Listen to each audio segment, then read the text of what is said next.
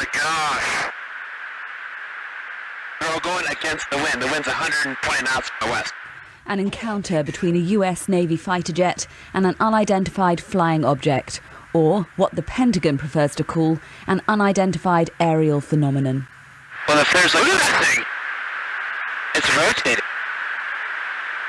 You are a coach. Lieutenant Commander Alex Dietrich was an operational fighter pilot for 10 years.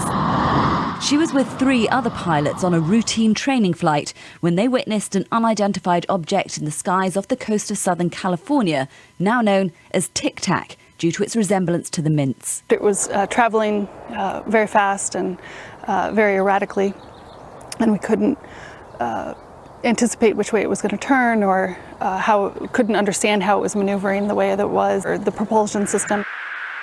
This official footage from the US Department of Defense, published for the first time in 2017, totally changed the debate surrounding UFOs. Reports of strange objects in the sky that were once ridiculed are now seen as having potentially serious national security implications.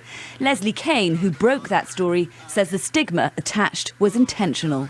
There was actual sort of a policy to use ridicule to kind of damp the whole thing down that goes back to the 50s, and it became just part of the culture. And since then, we were just kind of left with this attitude of ridicule in the culture. We weren't hearing anything about it from our government.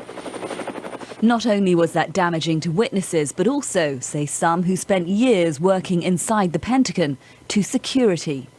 This is a mammoth intelligence failure.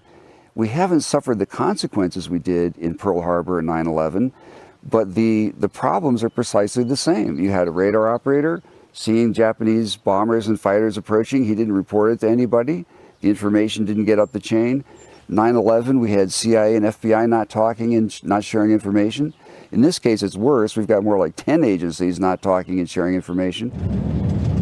We travelled to Area 51, a military base deep in the Nevada desert, which, like what the US government knows about UFOs, is shrouded in secrecy.